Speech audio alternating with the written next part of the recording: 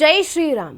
ನೀವು ನೋಡ್ತಾ ಇದ್ದೀರಾ ಟಿವಿ ವಿಕ್ರಮ. ನಾನು ಸೌಮ್ಯ ಸನಾತನಿ. ನಮ್ಮ ಟಿವಿ ವಿಕ್ರಮದ ಎಲ್ಲ ಕಾರ್ಯಕ್ರಮಗಳ ನೋಟಿಫಿಕೇಶನ್ ನಿಮಗೆ ಸಿಗಬೇಕಂತ ಹೇಳಿದ್ರೆ ನಮ್ಮ ಟಿವಿ ವಿಕ್ರಮ ಚಾನಲನ್ನು ಸಬ್ಸ್ಕ್ರೈಬ್ ಮಾಡಿ, ಹಾಗೆ ಬೆಲ್ ಬಟನ್ ಕ್ಲಿಕ್ ಮಾಡೋದನ್ನು ಖಂಡಿತ ಮರಿಬೇಡಿ. ಇರಾನ್ ಮತ್ತು ಇಸ್ರೇಲ್ ಯುದ್ಧ 12 ದಿನದವರೆಗೂ ನಡೆಯಿತು. ಫೈನಲಿ ಈಗ ಕದನ ವಿರಾಮದ ಘೋಷಣೆ ಆಗಿದೆ. ಅದನ್ನು ಡೊನಾಲ್ಡ್ ಟ್ರಂಪ್ ಮಾಡಿದ್ದಾರೆ. ಈ ಘೋಷಣೆ ನಂತರ ಸಿಕ್ಕಾಪಟ್ಟೆ ಪ್ರಶ್ನೆಗಳು ಹುಟ್ಟಿಕೊಳ್ತಾ ಇದೆ. ಅಮೆರಿಕ ಪದೇ ಪದೇ ಹೇಳ್ತಾನೆ ಬಂದಿದೆ, ನಾವು ಇರಾನನ್ನು ಧ್ವಂಸ ಮಾಡ್ತೀವಿ ಅನ್ನೋದಾಗಿ. ಇಷ್ಟೊಂದು ಸಿಟ್ಟಲ್ಲಿದ್ದ ಅಮೆರಿಕ ಇದ್ದಕ್ಕಿದ್ದಂತೆ ಕದನ ವಿರಾಮದ ಘೋಷಣೆ ಮಾಡಿದ್ಯಾಕೆ? ಇಲ್ಲಿ ಗೆದ್ದಿದ್ಯಾರು? ಹಾಗಾದರೆ ಸೋತಿದ್ಯಾರು? ಹೀಗೆ ಅನೇಕ ಪ್ರಶ್ನೆಗಳಿದೆ. ಯಾವ ಜನ ಭಾರತ ಹಾಗೂ ಪಾಕ್ನ ಯುದ್ಧದ ಸಮಯದಲ್ಲಿ ಮೋದಿಯವರ ಮೇಲೆ ವ್ಯಂಗ್ಯ ಮಾಡ್ತಿದ್ರು, ಅವರೇ ಈಗ ಕದನ ವಿರಾಮದ ನಂತರ ಇರಾನನ್ನು ಹೊಗಳ್ತಾ ಇದ್ದಾರೆ. ಟ್ರಂಪ್ ತನ್ನನ್ನು ಜನ ನೋಡಿ ನಗೋ ಹಾಗೆ ತಾವೇ ಮಾಡ್ಕೊಂಡಿದ್ದಾರೆ. ಯಾಕಂದರೆ ಇದೇ ಜೂನ್ 16-17ಕ್ಕೆ G7 ಸಮಿಟನ್ನು ಅರ್ಧಕ್ಕೆ ಬಿಟ್ಟು ಹೋಗಿದ್ರು.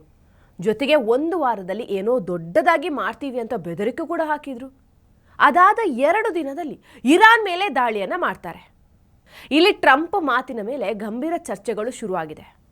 ಇರಾನ್ 19ನೇ ತಾರೀಕಿನಂದೇ ತನ್ನ ನ್ಯೂಕ್ಲಿಯರ್ ಸೈಟ್ಸ್ನಲ್ಲಿದ್ದ ವಾರ್ ಅಸೆಟ್ಸ್ ಎಲ್ಲವನ್ನು ಕೂಡ ಶಿಫ್ಟ್ ಮಾಡಿದರು.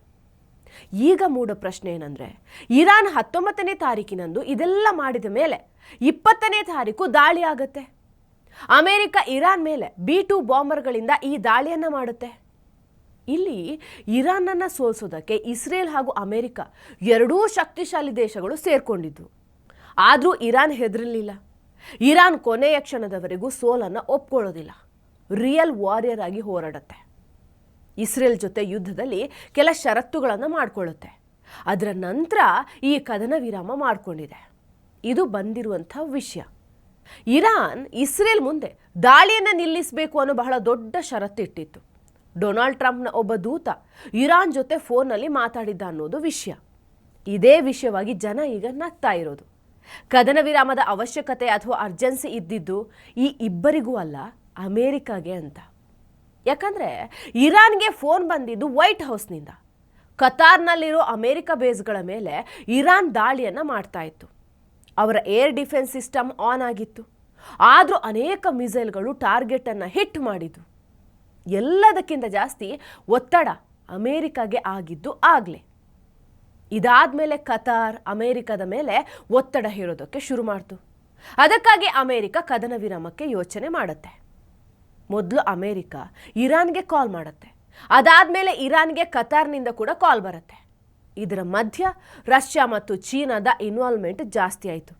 ಇದು ಕೂಡ ಒಂದು ದೊಡ್ಡ ಕಾರಣ ಆಯಿತು ಕದನ ವಿರಾಮಕ್ಕೆ. ಪುಟಿನ್ ನೇರವಾಗಿ ಅಮೇರಿಕಾಗೆ ಹೇಳಿದರು, ಇರಾನ್ ಮೇಲೆ ದಾಳಿ ಮಾಡಿ ತಪ್ಪು ಮಾಡಿದ್ರಿ, ಪ್ರತಿಯೊಂದು ದಾಳಿಗೂ ನಿಮಗೆ ಉತ್ತರ ಸಿಗುತ್ತೆ ಅಂತ. ಒಂದು ವಿಷಯ ನೋಟಿಸ್ ಮಾಡಲೇಬೇಕು. ಈ ಯುದ್ಧದಲ್ಲಿ ರಷ್ಯಾ ಹಾಗೂ ಚೈನಾ ಇರಾನ್ ಜೊತೆ ಇದೀವಿ ಅಂತ ತೋರಿಸ್ಕೊಂಡ್ರು ಬಿಟ್ಟರೆ ಅದಕ್ಕೆ ಯಾವುದೇ ರೀತಿ ಡೈರೆಕ್ಟ್ ಸಪೋರ್ಟ್ ಮಾಡಲಿಲ್ಲ. ಇರಾನ್ ಒಂಟಿಯಾಗಿ ಇಲ್ಲಿ ಯುದ್ಧವನ್ನು ಮಾಡಿದ್ದು. ಯಾರ ಸಹಾಯವನ್ನು ಕೂಡ ಇರಾನ್ ತೆಗೆದುಕೊಂಡಿಲ್ಲ. ಮೂಲಗಳ ಪ್ರಕಾರ ಇರಾನ್ ಈ ಯುದ್ಧಕ್ಕಾಗಿ 1 ವರ್ಷದಿಂದಲೇ ತಯಾರಿ ಕೂಡ ನಡೆಸಿತ್ತು. ಅಮೇರಿಕಾಗೆ ಒಂದರಹ ಕೆಟ್ಟ ಬುದ್ಧಿ ಇದೆ. ಎರಡೂ ದೇಶಗಳ ನಡುವೆ ಯುದ್ಧ ಆದಾಗ ತಾನೂ ಒಂದು ಕಡೆ ಹೋಗಿ ಸೇರ್ಕೊಳ್ಳೋದು, ಡಾನ್ ತರಹ ಹೆದರಿಸೋದು.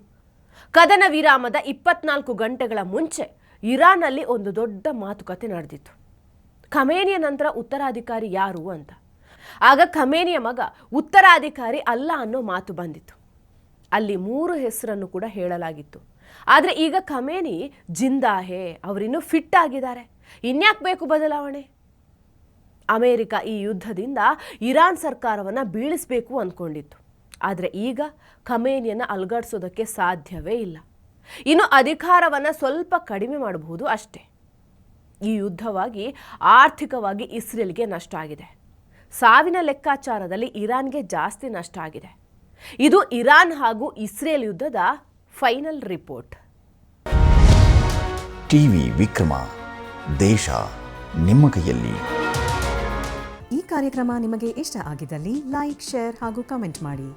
ಟಿವಿ ವಿಕ್ರಮದ ಕಾರ್ಯಕ್ರಮಗಳನ್ನು ನಿರಂತರವಾಗಿ ವೀಕ್ಷಿಸಲು ಸಬ್ಸ್ಕ್ರೈಬ್ ಮಾಡಿ, ಬೆಲ್ ಐಕನ್ ಒತ್ತಿ.